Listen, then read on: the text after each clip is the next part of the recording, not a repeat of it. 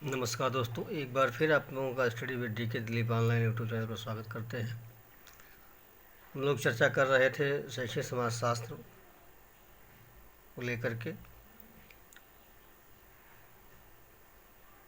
और इसमें हम लोग चर्चा कर रहे हैं बीएड फर्स्ट ईयर के फर्स्ट पेपर में। और आज का हमारा टॉपिक है सामाजिक परिवर्तन अर्थात सोशल चेंज, जिसमें शिक्षा और सामाजिक परिवर्तन को लेकर के हम लोग अध्ययन करेंगे कि शिक्षा की क्या भूमिका है सामाजिक परिवर्तन करने में। सबसे पहले जान लेते हैं कि परिवर्तन होता क्या है या सामाजिक परिवर्तन है क्या। तो हम लोग जानते हैं कि परिवर्तन जो है वो प्रकृति का नियम है, क्योंकि प्रकृति हमेशा बदलती रहती है, प्रकृति में परिवर्तन होते रहते हैं। और कोई भी जो भी गतिशील वस्तु है या जो जीवित वस्तु है वह कहीं न कहीं परिवर्तित अवस्था में रहता है। तो ऐसा कह सकते हैं कि हर गतिशील वस्तु में परिवर्तन होना एक स्वाभाविक गुण है। अब यदि मनुष्यों की बात करें, व्यक्तियों की बात करें, तो व्यक्ति जो है एक समूह में रहता है, उसके कुछ अपने विचार होते हैं, मूल्य होते हैं, उसकी गतिविधियाँ होती हैं, क्योंकि वह हमेशा कुछ न कुछ तर्क सोच विकसित करता रहता है, आविष्कार करता रहता है, इसलिए वह हमेशा गतिशील भी है। तो हम समाज के या समूह के सदस्यों की बात अगर करें तो समूह के सदस्य हमेशा क्या रहते हैं, गतिशील रहते हैं। और इसी गतिशीलता के नाते समाज में या देश में, राष्ट्र में जो है हमेशा नए नए आविष्कार, नई नई खोजें, नए व्यवहार, नए कौशल, नए क्रियाकलाप, या जो भी हम कह लें कि जो भी चिंतन होता है या जो भी खोज होता है वह सामाजिक परिवर्तन में देखा जाता है या सामाजिक परिवर्तन का एक पहलू है। तो ये सबके अपने अपने व्यवहार होते हैं और सबके अपने अपने नियम, मर्यादाएं, विधियां होती हैं, और उसी आधार पर सबका अपना परिवर्तन होता रहता है, सब में गतिशीलता होती रहती है। तो साधारण अर्थों में अगर देखें तो ऐसा कह सकते हैं कि सामाजिक परिवर्तन जो है, जो समाज की जीवन शैली है या जो समाज की संरचना है उसमें होने वाले बदलाव से कह सकते हैं, अर्थात समाज में जो भी बदलाव होते हैं वह सामाजिक परिवर्तन कहा जाता है। तो आइए देख लेते हैं कि सामाजिक परिवर्तन का अर्थ क्या है। तो हम देख रहे हैं कि सामाजिक परिवर्तन का आशय सामाजिक जीवन शैली और समाज की संरचना में होने वाले बदलाव से है। अभी हमने कहा कि सामाजिक परिवर्तन का जो अर्थ है वह कहीं न कहीं जो सामाजिक जीवन शैली है, व्यवहार है, चिंतन है, क्रियाकलाप है, उनमें होने वाले बदलाव से हम कह सकते हैं कि सामाजिक परिवर्तन हो रहा है। इस प्रकार अगर हम ऐसा कहें कि जो वर्तमान समय है या जो वर्तमान सदी है, इसमें जो भी परंपरागत मान्यताएं हैं, प्रथाएं हैं, उनमें भी बदलाव हम लोग देखते हैं, उनमें भी नवीनता आती है, और वह सामाजिक परिवर्तन का हम द्योतक कह सकते हैं। तो हम ऐसा कह सकते हैं कि जो भी वर्तमान सदी महान परिवर्तनों की धुरी है, इसमें सबसे बड़ा पक्ष सृजनात्मकता, अर्थात कुछ न कुछ बनना, कुछ नया बनना, कुछ नवीनता होना, वैज्ञानिक आविष्कारों व नवाचारों से, अर्थात जो भी सदी हैं इस समय, उसमें कहीं न कहीं कुछ न कुछ परिवर्तन होते रहते हैं, और व्यक्ति अपने चिंतन, चेतन, कौशल और व्यवहार क्रियाकलापों आदि में बदलाव लाकर अपने भविष्य की संभावनाओं को साकार करने के लिए प्रयत्नशील रहता है। अर्थात जो भी उसके व्यवहार होते हैं व्यक्तियों के, वह अपने भविष्य के संभावनाओं को या भविष्य की योजनाओं के आधार पर उसमें परिवर्तन करने के लिए प्रयत्नशील रहते हैं। तो ऐसा कह सकते हैं कि व्यक्ति जो है वर्तमान समय में समाज में जो भी परंपरागत मान्यताएं हैं, प्रथाएं हैं, उनमें परिवर्तन करता है, और समय सापेक्ष के अनुसार जो है इसमें सामाजिक परिवर्तन होता रहता है। और इस दृष्टिकोण को देख करके ऐसा कह सकते हैं कि शिक्षा भी एक ऐसा साधन है जो सामाजिक परिवर्तन का एक प्रमुख कारण माना जाता है, क्योंकि शिक्षा भी स्वयं जो है सामाजिक परिवर्तन से बदलती रहती है। तो ऐसा कह सकते हैं कि शिक्षा के माध्यम से या शिक्षा और सामाजिक परिवर्तन में भी क्या है, घनिष्ठ संबंध है। और इस अध्याय में हम लोग चर्चा करेंगे कि सामाजिक परिवर्तन में शिक्षा की क्या भूमिका है, और शिक्षा कैसे प्रभावित होती है सामाजिक परिवर्तन से, और सामाजिक परिवर्तन कैसे प्रभावित होता है शिक्षा से। आइए इसमें थोड़ा सा देख लेते हैं कि परिभाषाएं क्या क्या हैं। तो इन परिभाषाओं में हम देखते हैं कि सबसे जो पहली परिभाषा है मैकाइबर की है। वह कहते हैं कि सामाजिक ढांचे में होने वाला परिवर्तन ही सामाजिक परिवर्तन, अर्थात जो सामाजिक ढांचा है या सामाजिक जो संरचना है उनमें जो भी बदलाव होते हैं वो क्या होते हैं, सामाजिक परिवर्तन होते हैं, ऐसा मैकाइवर ने कहा। इसी क्रम में डॉट्स और गेटिस ने कहा है कि सांस्कृतिक परिवर्तन ही सामाजिक परिवर्तन है, अर्थात जो संस्कृतियां हैं, जो हमारी सब सांस्कृतिक धरोहर है, उनमें जो परिवर्तन होता है वह जो है सामाजिक परिवर्तन है। इसी क्रम में H.M. जॉनसन ने भी कहा है कि सामाजिक परिवर्तन का अर्थ है सामाजिक संरचना में परिवर्तन। यह कहीं न कहीं मैकाइवर के कथन से मिलता जुलता है, क्योंकि उन्होंने भी कहा कि सामाजिक ढांचे में होने वाला परिवर्तन सामाजिक परिवर्तन है, और जॉनसन ने कहा कि सामाजिक परिवर्तन सामाजिक संरचना में होने वाला परिवर्तन है, अर्थात सामाजिक संरचना में जो परिवर्तन होता है वह सामाजिक परिवर्तन है। और मैकाइवर ने कहा कि सामाजिक ढांचे में होने वाला बदलाव क्या है, सामाजिक परिवर्तन है। इसी क्रम में एक और परिभाषा है कुक्कुस्वामी की।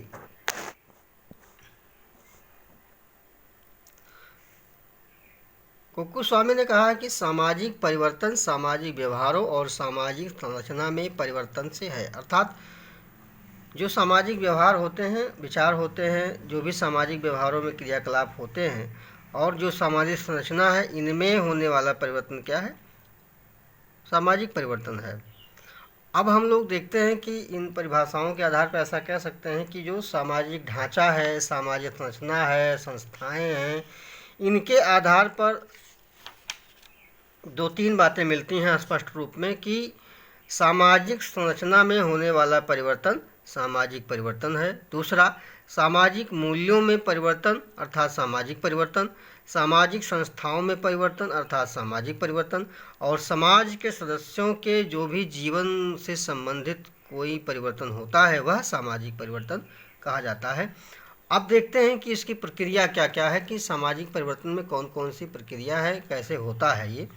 तो सामाजिक परिवर्तन कैसे होता है, इसकी क्या प्रक्रिया, इसके बारे में कोई विचार एक मत नहीं है, सबके अलग अलग विचार हैं। और इन विचारों में सर्वप्रथम हम देखते हैं कि क्लासिकल व्यू है, और इन क्लासिकल व्यू में आगवर्न का नाम आता है, जो कहीं न कहीं सामाजिक परिवर्तन और सांस्कृतिक परिवर्तन दोनों को एक ही मानते हैं। तो इन्होंने कहा कि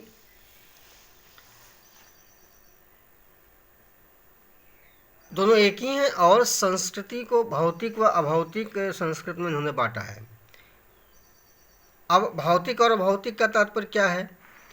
भौतिक का तात्पर्य यह है कि जो मशीनें हैं या जो हार्डवेयर से हम समझ सकते हैं, जो भी हार्डवेयर चीज़ें हैं वो भौतिक संसाधनों में आती हैं या भौतिक वस्तुओं में आती हैं। जैसे दैनिक यूज की जो भी वस्तुएं हैं, फ्रिज है, कूलर है, मोबाइल है, टीवी है, गाड़ी है, कंप्यूटर है, ये सारी चीज़ें क्या हैं, ये सब भौतिक हैं। और अभौतिक क्या है कि हमारे जो विचार हैं, हमारे जो आदर्श हैं, मूल्य हैं, सिद्धांत हैं, ये क्या हैं, ये अभौतिक हैं। उन्होंने कहा कि भौतिक और अभौतिक दोनों में परिवर्तन होता रहता है, लेकिन यदि कहीं अभौतिक पिछड़ जाता है भौतिक की अपेक्षा तो उनमें क्या हो जाता है, एक अंतर हो जाता है, और इस अंतर को उन्होंने कहा कल्चरल लैग, अर्थात इसे कहा जाता है सांस्कृतिक विलंबना। कल्चरल लैग का अर्थ है सांस्कृतिक विलंबना।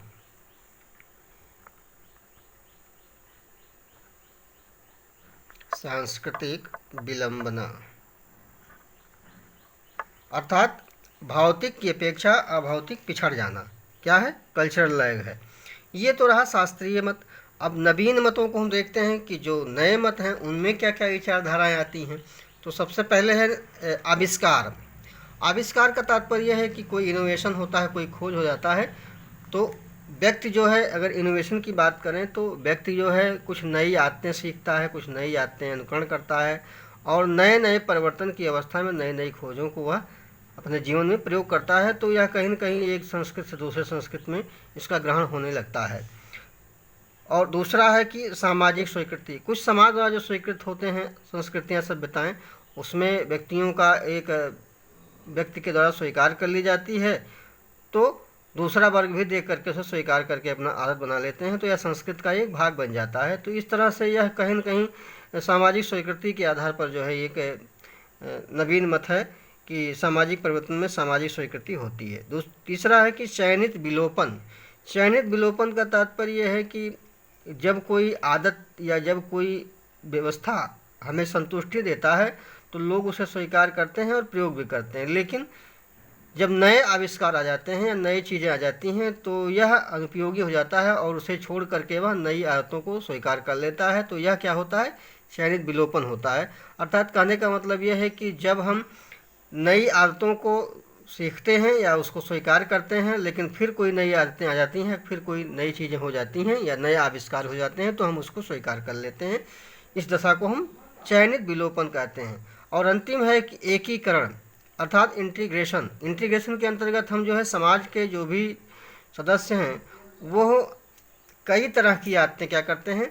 सीखते हैं, धारण करते हैं, और समाज द्वारा स्वीकृत मिलती है तो भी उसे क्या करते हैं? संस्कृत का हिस्सा बना लेते हैं, और धीरे धीरे आपस में इनका क्या हो जाता है? समायोजन हो जाता है, और एक समग्र रूप में अर्थात एकीकरण के रूप में संस्कृत का एक हिस्सा बन जाता है। और यह एकीकरण की प्रक्रिया अनवरत चलती रहती है। अर्थात यह जो एकीकरण है वह कहीं न कहीं समाज के सदस्यों द्वारा कई तरह के आदतों को ग्रहण करने, स्वीकार करने, उनमें समायोजन करने को लेकर के चलता रहता है। यह एकीकरण की प्रक्रिया कही जाती है। तो इस तरह से हमने देखा कि सामाजिक परिवर्तन की जो प्रक्रिया है वह दो मतों में है, अर्थात एक क्लासिकल व्यू है और एक जो है नवीन मत है, अर्थात न्यू व्यू है।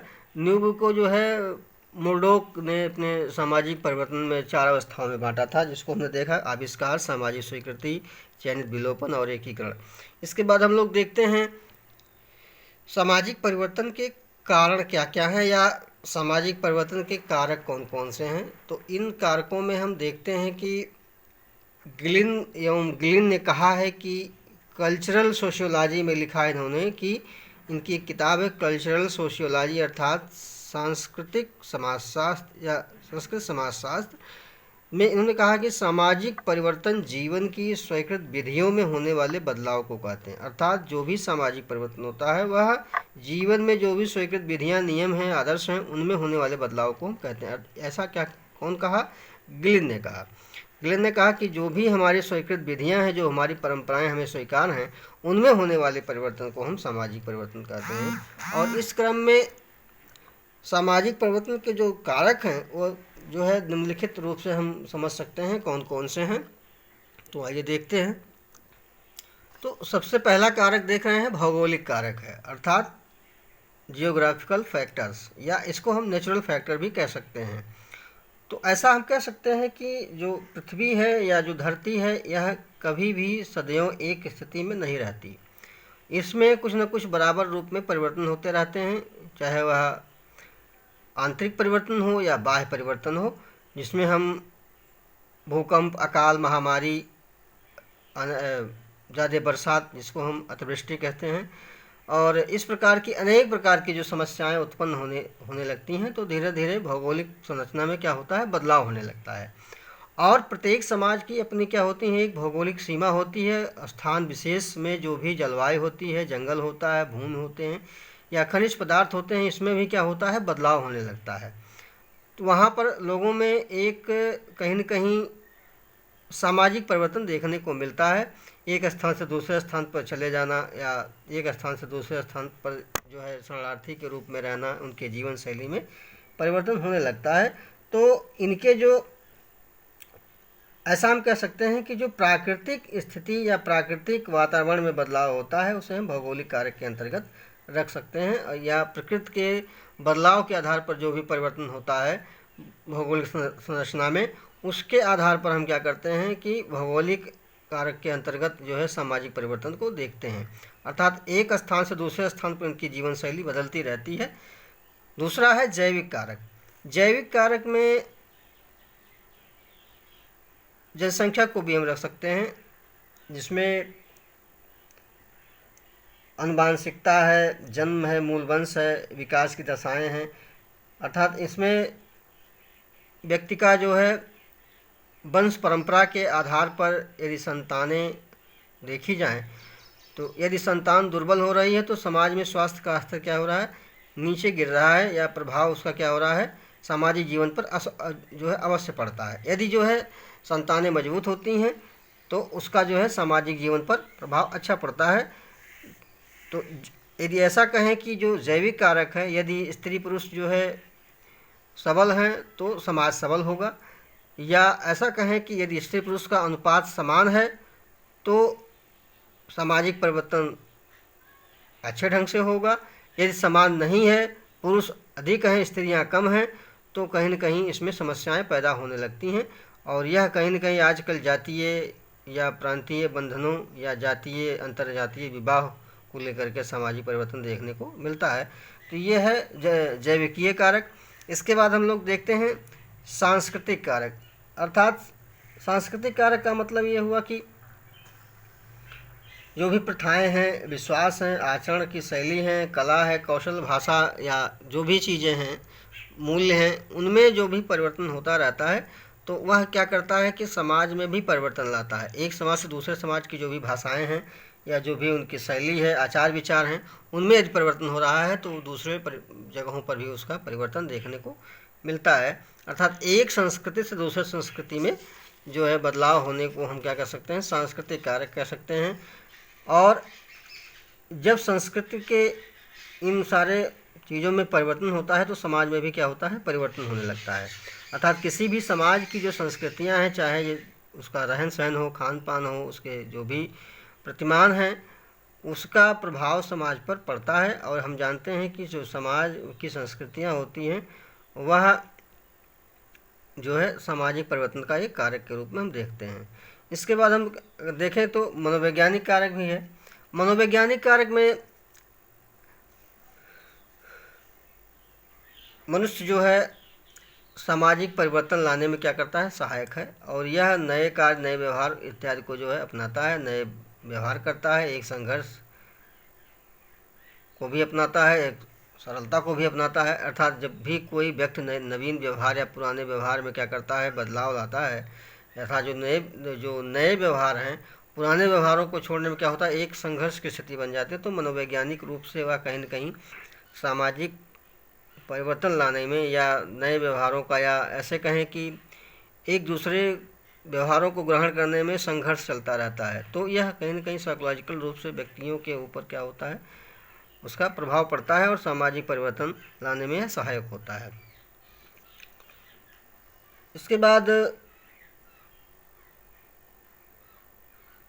ऐसा भी कह सकते हैं कि सामाजिक परिवर्तन में मनोवैज्ञानिक कारक के अंतर्गत जो भी व्यक्तियों की मूल प्रवृत्तियां होती हैं या उनकी जो रुचियां होती हैं, वह भी क्या करते हैं, सामाजिक परिवर्तन को अंजाम देते हैं। और उसका जो भी रुचियां हैं, उसकी जो प्रेरणाएं हैं, वह सामाजिक परिवर्तन लाने में सहायक होती हैं।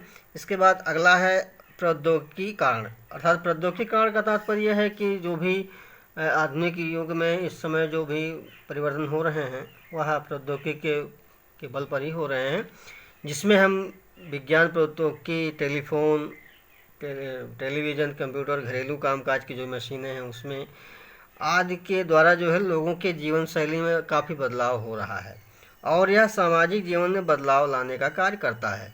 तो टेक्नोलॉजिकल जो फैक्टर है ये कहीं न कहीं व्यक्तियों को नैतिक रूप से उसके जीवन में अनैतिकता का भी जो है दर्शन देखने को मिलता है, संघर्ष का भी दर्शन देखने को मिलता है, अपराध बढ़ रहे हैं, संस्थाओं परिवार या विवाह इत्यादि में भी बदलाव हो रहे हैं। ये सब क्या है, ये सब सामाजिक परिवर्तन के दुष्प्रभाव के रूप में देखे जाते हैं। जो टेक्नोलॉजिकल फैक्टर है यह कहीं न कहीं सामाजिक परिवर्तन के जो दुष्प्रभाव हैं उसको भी दिखाने का प्रयास करता है। और इसमें हम ऐसा कह सकते हैं कि सामाजिक परिवर्तन प्रौद्योगिकी का लाभ भी है और हानि भी है। अर्थात अगर हम उसका अनैतिकता के रूप में देखें, अपराध के रूप में देखें तो हानियाँ हैं, और यदि उसका जीवन शैली में बदलाव या उसके कामकाज में सहायता, आचार विचार में बदलाव, संप्रेषण में उसकी क्षमता का वृद्धि होना, ये सब क्या है, ये सब उसके लाभकारी जो है गुण हैं। इसके बाद हम देखते हैं कि अगला जो कारक है वो शैक्षिक कारक है। अर्थात इसमें कोई संदेह नहीं है कि जो शिक्षा है यह सभी तत्वों में सामाजिक परिवर्तन का कारक है। और शिक्षा के अंतर्गत या शिक्षा कारक के अंतर्गत जो है साक्षरता का प्रसार भी कराया जाता है, उत्तम शिक्षा की व्यवस्था भी कराई जाती है, और इसके लिए विशिष्ट शिक्षा केंद्र, मुक्त विद्यालय, विश्वविद्यालय, इंटरनेट, कंप्यूटर इत्यादि का भी परिवर्तन होता है, का प्रयोग होता है, और इसके आधार पर सामाजिक परिवर्तन कराए जाते हैं, सामाजिक परिवर्तन होता रहता है। अर्थात शिक्षा के द्वारा एक ऐसी दिशा दी जाती है जो सांस्कृतिक परिवर्तनों का भी मूल आधार बन जाता है और सामाजिक परिवर्तन का भी मूल साधन बन जाता है। अर्थात शिक्षा के द्वारा सांस्कृतिक परिवर्तन और शिक्षा के द्वारा सामाजिक परिवर्तन होता रहता है।